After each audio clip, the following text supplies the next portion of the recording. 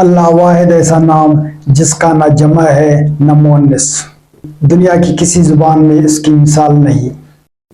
کیا آپ نے کبھی صرف ایک لمحے کے لیے رک کر یہ سوچا ہے کہ دنیا کی کسی اور زبان میں ایسا کوئی نام ہے، ایسا نام جس کا ترجمہ ممکن نہ ہو، جس کی جمع نہ بن سکے، جس کی مؤنث شکل نہ ہو، جو صرف اور صرف ایک ہستی کے لیے مخصوص ہو؟ دنیا میں ہزاروں زبانیں بولی جاتی ہیں، مگر کیا ہر زبان میں خدا کے لیے ایک ہی نام ہے؟ نہیں۔ مثال کے طور پر کوئی کہتا ہے گاڈ، کوئی کہتا ہے بھگوان، کوئی کہے برہمن، کوئی بولتا ہے الوہم، کہیں کہا جاتا ہے ڈیوس اور کوئی پکارے ایشور، بوگ یا کچھ اور۔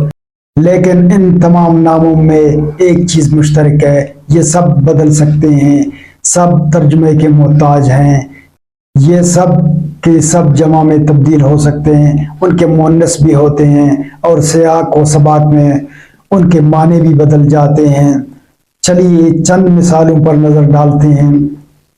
انگریزی میں گاڈ جمع گاڈز مؤنث گاڈز، ہندی میں بھگوان جمع بھگوانوں مؤنث بھگوتی، سنسکرت ایشور جمع ایشورگن مؤنث دیوی، عبرانی الوہم ظاہری شکل میں جمع، اصل معنوں میں واحد لیکن لفظ جمع ہے، لاطینی ڈیوس جمع ڈی مؤنث ڈیا، روسی بوگ جمع بوگی، برہمان ہندو فلسفے میں اعلیٰ ترین ہستی، مگر وقت کے ساتھ پیشواؤں نے برہما، وشنو، شیو و دیگر اوتاروں کی صورت میں مجسم کر دیا۔ اب سوال یہ ہے، کیا کوئی ایسا نام ہے جو نہ بدلا ہو، نہ تعریف ہوا ہو، نہ تقسیم ہوا ہو، جو صرف ایک ذات کے لیے ہو، جو نہ کسی قوم کا ہو، نہ کسی زبان تک محدود ہو؟ جی ہاں، وہ نام ہے اللہ۔ یہ وہ نام ہے جو نہ کسی زبان سے ترجمہ شدہ ہے اور نہ ہی ترجمے کا محتاج ہے، نہ اس کا جمع بنتا ہے، نہ اس کا مؤنث وجود رکھتا ہے، اور نہ کسی اور کے لیے استعمال ہو سکتا ہے۔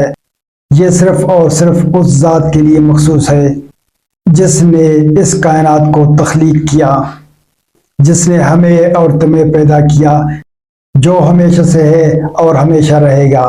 اللہ کوئی عام لفظ نہیں، یہ اسم خاص ہے، پراپر ناؤن، نہ یہ کسی زبان کا ترجمہ ہے، نہ یہ صفت ہے، نہ لقب۔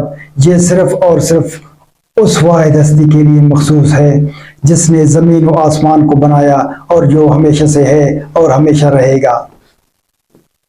ہر زبان میں آپ کو ایک خدا کا تصور ضرور ملتا ہے، مگر افسوس وقت کے ساتھ بہت سے پیشواؤں نے اپنے مفاد کی خاطر ان میں ترامیم کی۔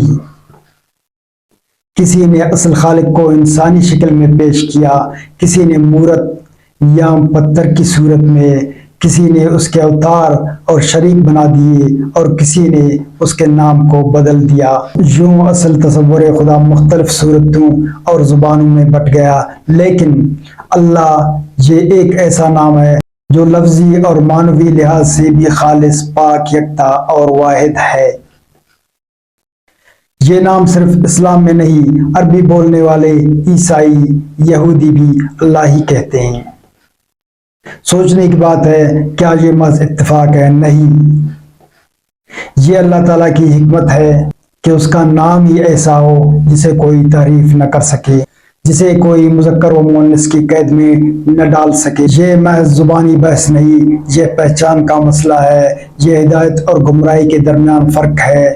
ہم جب الہ کہتے ہیں تو وہ خدا یا معبود کے معنوں میں آتا ہے، مگر اللہ یہ مخصوص ہے، یہ کوئی صفت نہیں، یہ کوئی لقب نہیں، یہ وہ ذات واحد کا نام مقدس ہے جو کسی اور پر صادق نہیں آتا۔ یہ توحید کی بنیاد ہے، یہ ایمان کی علامت ہے۔